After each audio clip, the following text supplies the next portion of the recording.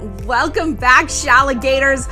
Oh, baby, we've got some news out of Hollywood. Harry Styles seems to be officially off the market. Pictures of him holding hands, not just holding hands, but holding hands at a wedding, which means they were wedding dates, and you know that is serious, with Olivia Wilde, aka Jason Sudekis' baby mama and ex-fiance. Now, those two just called it quits as recently as November, or at least that's when they announced that they called it quits. We're gonna break that down.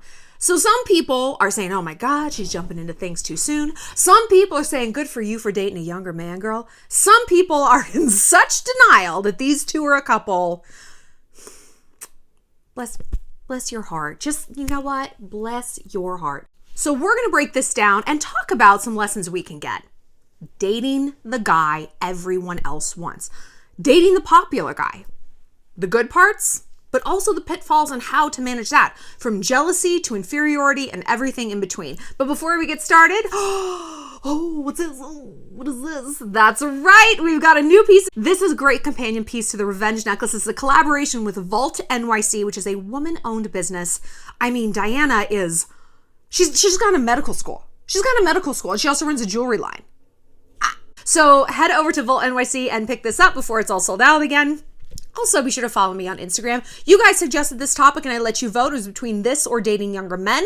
And this was the hands down favorite, but we will talk a little bit about younger men because, you know, it wouldn't be a Shallon video if it didn't. Okay, let's talk Olivia and Harry. Now, I have working knowledge of Harry, as you know. I also have working knowledge of Olivia. Both kind of from the same place, Saturday Night Live. So one of my friends was on Saturday Night Live for a while. And so I would go to the shows and go backstage and go to the parties afterwards. And so I was mingling with these people a lot. So Olivia was there a lot and she is lovely. She's physically a stunner. She's got this like cat-like face, but she sparkles with this serious intelligence. She holds herself in a way that intelligent, aware, curious people hold themselves, almost like how cats hold themselves. They're just like, you can tell they're looking and they're thinking and they see something and they're playing with the shadow of light on the wall. She was always so lovely, super sweet, super down to earth. I can only have good things to say about her. I've had some good things to say about Harry too, but you know. So Olivia and Jason Sudekis were together for a decade. They've got 2 kids together. And yeah, their separation came to light in November. Now look, this is the thing about Hollywood you gotta understand. People don't break up when they announce it. 99% of the time, they broke up a long time ago. Either they were finalizing the divorce. A big red flag that we learned in tabloid journalism, or just journalism in general, is when a celebrity who is married puts a house up for sale. Red flag. Huge red flag. They're selling off assets. They're dividing properties. So many of the times. 4 months later, 3 months later, a split was announced after that house closed. You know, you want to get your ducks in a row because when a split is announced, people can come out of the woodwork. Oh, well, I fucked him at an Oscar party. And the wife's like, really? I'm so glad I have that piece of information to take to the judge now. But when everything's done, it's all just water under the bridge at that point. And you want to announce something after the dust is settled, after you've told everyone in your life, after like the flames of intensity and pain have been extinguished or diminished a bit. So I don't think that these two broke up in November, right? I don't really believe that. And even if they did, they were together for a decade. It's, I believe, a truism, or certainly a commonality, that sometimes the longer the relationship, faster you walk away from it. You're just over it because you have all these data points. You know why you're over it. You know why it's not going to work. You know why you don't love them anymore. You know why you respect them. But you also know why you are ready to get out there and spread the word. And the word is legs. It's my favorite joke. I'm such a lame 13-year-old. So I can see her being like, peace. But we also know that when we only date someone for a few months or weeks, I mean, those are the relationships, the situationships we never get over because we don't have enough data to move on from it. And they exist so much in myth and fantasy. So I don't always think it's fair for people to be like, she's moving on too fast. After 10 years, maybe it was only good for 5. And she was hanging on for the kids and another baby and we're going to make it work. You never know. Jason is a very funny person and he's a very nice person, but he's kind of emo.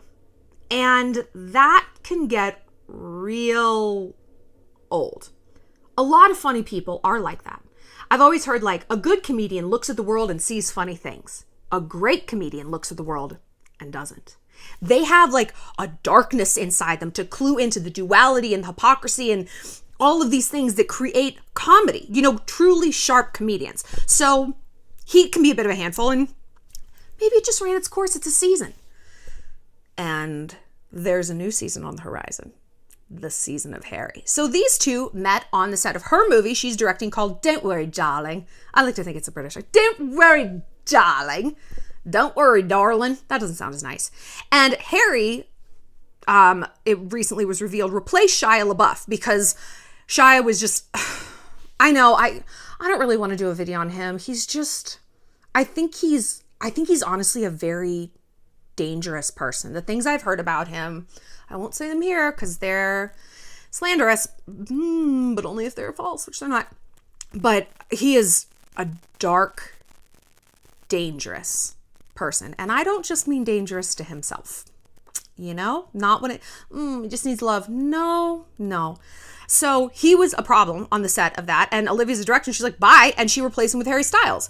And God, can you imagine the power of directing a movie and you're like, who do I want to spend 12 hours a day with and write in a scene where we have to make out? I don't know if they do, but I like to imagine. That's what I would do. Harry Styles, maybe a little Aaron Taylor Johnson. How about The Rock? I just love The Rock. I would just fill it with every sex bomb I could think of and be like, this movie's going to be awful. I don't care. I enjoyed it. Fuck it. I don't fucking care. I'm bankrupt. It doesn't matter. So her and Harry hit it off. And according to sources at the New York Post, they have been dating like kind of for a while. And they went public at their friend Jeff Azof's wedding. And there was a picture of them holding hands. Now, okay, here's what the haters say. First of all, there's a faction of people who are like, oh, just because they're holding hands, they're dating? Yes. Yes, that actually is what that means. Holding hands is more intimate than sex. I've had sex with people I didn't hold hands with. And if you kind of don't get that, like, I'm sorry to show your ass you have like very little experience in this category, which is fine, but please don't come out here like, it's like you're playing horse on the playground and you're looking at Kobe being like, that was a stupid jump shot. It's like, what are you talking about? Just be happy for them. And also, it's not that they were just holding hands. They were at a wedding together. I would never take someone casual as my date to a wedding. Never. Weddings are so emotional. And I cry when the bride, even if I have never met the bride, I cry when the bride comes down the aisle. I'm a bride crier. I just am. And then they're slow dancing. You have to see someone being social. It's a whole thing. And I think most of us are like that. Like, this isn't a Hallmark movie where it's like, I'm just going to hire somebody. I'm going to hire a date. They obviously are into each other. They're dating. Accept it. So, of course, a lot of people like, she's so much older. When will people get the memo that alpha males, a lot of times, like older women? And you know that we don't mean alpha males as like, I'm a douche in a lifted truck. We mean alpha males as like the Baracks, the Harry, the Idris Elba. Ooh, I love it. They don't all date older women, but they appreciate, they're not afraid. They're like, wow, she's got her life together. She's smart. She knows what she wants. I like that energy because that's my energy. I don't want to be around someone, whether they're my age or 10 years older or 10 years younger, who's like, oh, I don't know. I'm sorry. Do you want me to do that? Okay. Anal. I hate it, but all right. It's exhausting. When you know who you are, you won't settle for anything less in your life, whether it's friends, family, lovers, whatever. So I think younger guys and older women make a lot of sense. You know, I date younger men. We know this. And I think we vibe really well in that category. And besides, Harry and Olivia, they're in the same life arena. They're both in the public eye. They've both been famous for a while. They know how this machine works. Neither one of them are using each other for clout, because this is the other indictment against them. It's a publicity stunt. For what? The movie that isn't even done filming yet? That's not out, that no one can go and consume? What are they publicizing? Neither one of these people like live out loud like that. They're not that type of celebrity. They're very low key. I can't even name Harry Styles' other ex-girlfriends, but I do know that they were older. It was like, I don't know, some vague British woman named Caroline. I feel like that's just a safe bet. Like, don't all these boy banders eventually date someone named Caroline? Do you think it's the law? Do you think they get like a tax break? The Caroline tax? Perhaps. Olivia's very low key. You know, they're both intelligent people. And so intelligent people are warm-blooded. And what do warm-blooded animals need? Not the attention of the mob. They don't live for the likes. They don't live their life on the gram. They live a life of, God, I don't know, dignity and sanity. Imagine it. And I know this is rare from celebrities, but it can happen. And I do believe these two are exemplars of that. So let's talk about what we can learn from this. Dating the popular guy.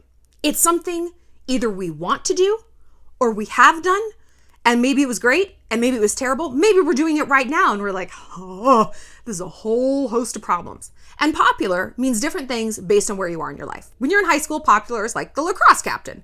When you're an adult, popular is a celebrity. Like the stakes are higher and bigger. But if you're thinking about, or currently are, dating the popular guy, you have to get your head around two specific things. Why you're doing this and what this person represents. And two, jealousy. You got to get a grip on jealousy. So let's talk about the former. I will never forget, and this is kind of recent, that I fell for this guy who I viewed as like the popular guy here in Montana. And it was one of his friends who was like, do you see him like that? He's not, and his friend was like, he's not this big flashy golden child you think he is. Like, he's a bit of a clown. 39, he's not had a girlfriend since any of us can remember. We don't know if he's actually gay. I was like, what? Another hurt locker I have, this perennial hurt locker, the guy I dated after my marriage ended. When we met, he was talking about how like his girlfriend had dumped him a month before or something. And I was like, who would dump you? I couldn't even stop myself. Pathetic. I was like, who would dump you? And his friends were like, really? They didn't view him the way I viewed him. And of course, a girlfriend should be your biggest fan. I want my boyfriend to be my biggest fan. You know, this is like what we want and what we need and what is healthy from our partners for sure. But it can also run amok where we inflate to the point of mythology this other person, and therefore we glom onto them and they're a hurt locker. Now, if you haven't heard me talk about hurt lockers, a hurt locker is someone we imprint on when things are not going great in our life. And a hurt locker is not necessarily someone we want to date even. It's someone we want to be. It is a person who embodies everything that we either perennially or at this moment in time do not possess or are not able to amplify and show the world, right? One of my hurt lockers, one of my biggest celebrity hurt lockers, was a professional athlete. So humble, so kind, so hardworking. I, at the time, was a giant douche. I know, bigger than I am now. It was possible. I was not working hard. I was self-aggrandizing, and I saw in him the best version of myself, and I couldn't pull away from it. I was caught in this tractor beam of admiration for him. I didn't want to date him. Well, if you saw him naked, you'd be like, yes, you did. I did. I wanted to be him. The hurt locker I just mentioned, the one who was like, who would dump you? He embodied a fresh start. He was doing so many things with his life and succeeding. He was a D1 athlete. He was the president of his frat. He was he was just doing all these things. And I was like, wow. And at the time I felt very stagnant. I did not feel good about myself. My marriage had just ended. I'm like, my life means nothing. What is any of my decisions added up to? I'm a complete loser and a failure. And he is such a success. And his friends were like, I guess he's kind of a dork. Like we think of him as like dorky Will, like, but I saw him as just like, because he was merely a reflection, this hologram reflection thing of what I wanted to be. Okay? And because that happened, and because I wasn't aware of that imprintation hit hard. Conversely, this dude I was just talking about in Montana, who I was like, the big bright shining star, I was able to recognize, you know what's going on here? I am drawn to this person, not because he's that cool. I've said before, he said the word gals a lot. But he was popular. And insofar as I define it, but I define that as he knew everybody. He had a lot of friends. He would go in places, hey, what's up, blah, blah, blah. I was brand new in town. I didn't know anyone. I felt like I was just dropped here from space. And so for me, I didn't want to date him. Again, he was really tall and hot. I wanted to be him. I wanted that for myself. So I'm like, okay, if I latch on to him, if I'm his girlfriend, all that will come to me by osmosis. I will have just slotted in higher. I don't have to work my way up the food chain here. I get to go to the very top and be sort of the first lady of Montana now because I'm with him. Right? So if you're dating the popular guy, or if you're fixated on the popular guy, ask yourself why. What does this man save you from? If you're in high school or college, if you're in like a school structure like that, what he's saving you from, I can answer for you. Awkwardness, right? He's saving you from social exclusion. One of our highest needs as human beings, we talk about this, social inclusion, right? And those needs peak in adolescence. What also peaks in adolescence is duplicity and deviousness and lying. Why? You want to be socially included. Mom, no, I'm going over to Jen's house to study. No, you're sneaking out to go to a party because you want to be included. Of course I've gone all the way. God, you want to be socially included, right? Yeah, I've tried pot before. I love it. I'm like the pot girl. I just do the pot. That's me, just doing the pot all the time. Socially included, right? And what gets you higher than dating the guy who's already at the top of the food chain? Whew, no one's ever going to say anything bad about me again. I'm Colin's girlfriend, right? No one's going to say anything bad about me. No one's going to call me out. Anything I do is now okay. I am under the protection, the downy social inclusive wing of this popular guy. Here's what I want you to ask yourself. What if, instead of chasing this guy, this popular guy, for the feelings he is going to give you, acceptance, coolness, popularity on your own, confidence, a confidence in starting new trends or bucking ones that are going on. No, I want to do this. No, I don't want to do that. What if you just did that? What if you just did that and you didn't need him to give it to you? We've talked about this before in our videos on body image. It's not the body that you want. It's the attitude that you think that body is going to give you. I want to be 110 pounds so that I can strut down that beach and not give a fuck. What if you just strutted down the beach and didn't give a fuck? Well, no, I need the body. No, you need the attitude. You need the attitude. You have just set up the body as the roadblock to that attitude. You have set up the popular guy as the roadblock to that attitude. What if we remove them and we simply just have that attitude? What then? You know what would happen? You know who'd be the popular person? You.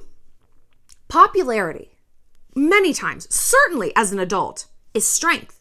It's alpha behavior. It's leadership. Leadership is risk in service of authenticity. And that is what true lasting popularity is. At least that's what it is as an adult. When you're an adolescent, actually popularity is defined as people who are promiscuous and sexual from an earlier age and who are display deviousness. That's actually what popularity, that's how people become popular. Because they're a little bit on the fringe. You could categorize that as leadership. They are frontiering in a place that most people aren't going, but there's a downside. So according to a study at the University of Virginia, cool kids in high school, the first to get involved romantically and show signs of minor deviancy, right? Like shoplifting, shit like that, tended to do less well than their former low status peers when they hit their 20s. They were, in fact, far more likely to abuse alcohol and weed, less likely to have satisfying romantic relationships or friendships.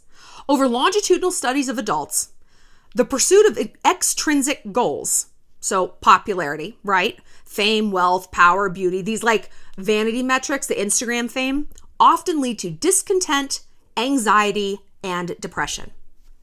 Can confirm. Why am I bringing this up? I want you to go back to the beginning of this video.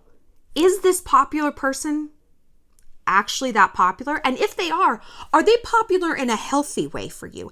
And if they are, is it just, this is somebody I want to be? But let's say you're Olivia Wilde and you are dating the guy. No, everyone legitimately wants him. Like they do. And I've got a lot of competition. There's girls in his DMs. Girls are throwing themselves at him in fucking Safeway. How do I beat them back? You don't. What does a popular guy get? pussy. Every which way he turns. There's chicks throwing himself, right? So what do you get the man who has everything? A quest. If a man gets everything he wants in a category, you got to give him the opposite. He's used to women fighting for him. He's used to women laying down and doing whatever he wants. You're like, I'll see you Thursday. No, I'm busy. I love you. I'm busy. I don't feel like having sex tonight. Go out with the boys. That's fine. Oh my God. Give him the opposite of what he's usually getting. Because popular guys don't get to chase a lot. And we've all seen this, where the popular guy will date like the plainest girl. The most popular guy in my high school went for the Mormon girl. Like, she was like the queen of the Mormons, like going to be a virgin till she was married. But that's just the thing. That's why he went after her, because she wasn't going after anyone. And she was like untouchable, so sweet and so cute. But like, she was not the girl in the dating scene. And so he was like, I have to have her. I have to possess her. I have to make her love me because she doesn't love anyone. He's not going after the hoe who'll spread it for anybody, right? So this needs to be your attitude. That's fine. Take it or leave it. We don't have a fear-based attitude when it comes to dating. Because here's what jealousy is. And we've talked about jealousy versus envy during Evil Week. If you guys want to watch Evil Week, go to InStreamer. You can click the link right down there in my bio to binge all of Evil Week. But envy is, I want what someone else has. Jealousy is, something is going to get taken from me. The envious person is coming after me, right? And so if you're a jealous girlfriend, you're in a constant fear state.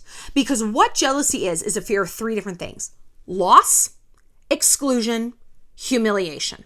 Okay? Loss, exclusion, humiliation. A fear of loss. And some of these, like, there's a whole lot of overlap in these Venn diagrams. But let's focus on fear of exclusion, because when we're talking about the popular guy, this is what it is. I can't taste these highs of this social inclusion and then have it taken from me. I can't go back to this life that I knew as servant class, right? Fear of humiliation. All the skeptics were right. Everyone who said he doesn't actually like you, he's going to hump you and dump you, I'm going to be humiliated. Fear of loss is obvious. I don't want to lose my relationship. I don't want to lose these feelings. But the underlying there is, I don't want to lose the feeling that this person gives me. Go back to what we were talking about. What if you could just have that feeling? What if you could just have that feeling? Wait, I could just like walk around like I'm confident. Yeah, girl. But I don't feel confident. No shit, man. A lot of people don't. I have a whole playlist on confidence, and most of those videos are on how to fake confidence until you make it, because it really is that way. You fake it till you make it, and your mind's like, okay, we're confident now. That sounds good. It's easy. So, all right, we've removed that, the loss. We've checked that box. That's no longer a fear. I'm fear of exclusion. All right, well, if he breaks up with you and all of his friends now become your enemies, they weren't your friends to begin with, right? And if you look at it, it's like, if you took away their status, would these people be enticing to you? If you met them in a vacuum, and I had to do this with my celebrity exes and stuff, like my one Hurt Locker, I'm like, I would always tell myself, he sells insurance. He sells insurance. He sells insurance. If I met him at a bar and he's like, I'm a taxation, I work at H&R Block, I'd be like, okay, I would maybe like him, but I would never be this twisted about him. So try to reframe this person in your mind. It's not them you're after, it's the circumstances. And you know what? Circumstances change. They get traded off that NHL team and back to the minors. As we saw in this study, people who are so popular kind of crash and burn in their 20s. There's a tweet I saw one time, like, congrats on being the most popular kid in your high school. Sorry about the rest of your life. It's true, though. It's so true. So, all right, exclusion, maybe we've kind of tackled that a little bit. And maybe you can create inclusion with people who actually know you, love you, see you, value you. Your friends? There you go. So, all right, okay. We've erased now 2/3 of the reasons for jealousy. What's the last one? Fear of humiliation. Fuck them. Fuck them. I'm thinking about doing a lot of different, there are these 2 new projects this year for you guys, but they will require a lot of transparency from me, a lot of intimacy and honesty, and just sort of like tearing open of my heart and like talking to you guys really honestly and really. And my big roadblock is people are going to make fun of me. And all my haters are going to like pick this apart. And I'm like, there's people who made fun of me when my grandmother died. Seriously. There are people who make fun of me when I have like my eyeshadow not blended enough. There's people who make fun of me no matter what. People who hate you. People who hate themselves, because that's what it is. That's what it is. People who are just so sick about themselves and there's no way Harry and Olivia are dating. Who cannot sit inside their own emotional real estate will find a reason to make fun of you. They will. Whether you're at my situation with YouTube or whether it's in your small town or your church or your office or your group of friends. Why are these people in your life? I can't prevent people on the internet from saying whatever. It's the internet. But I can prevent people like that from being in my real life, and you better believe they're not. I don't have that fuck shit in IRL. Are you kidding me? No chance. No chance. So why are you allowing that? And if you're like, well, I mean, I don't actually know someone who's going to say that, then where is this coming from? Where is this fear of humiliation coming from? Maybe it's either I'm just imagining it and I'm kind of paranoid, or it's this could be my own intuition personified that I'm projecting onto like two people from middle school who don't really give a shit at all. Because I know, I'm obsessed with this popular guy for the wrong reasons. I would never like him if he worked at H&R Block. I don't particularly like him now. I like the idea of him, but the him part of him, If we don't want people to date us for our tits or our bank account or our clout, we can't really do that to other people either. It's people, even if they're dumb, they know on some level if they're being used and they don't really like it. And I don't blame them. So if we don't want people to do that to us, we can't do it to boys either. We can't like reduce a boy to just his social status and not really think he's interesting or funny. It's like, what is all this? What kind of weird arranged marriage is this? So we've kind of tackled the fear of loss, the fear of exclusion. We can fix that too. And the fear of humiliation. Either it's perceived and not even real, or it's your intuition trying to tell you something you should listen to. So do you maybe not feel as jealous now?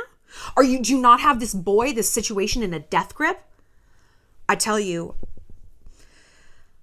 have dealt with some similar things of just tight grips, and it is nothing will drive a person away faster. Nothing will do that. So if you truly want to hold on to someone, you are unbothered.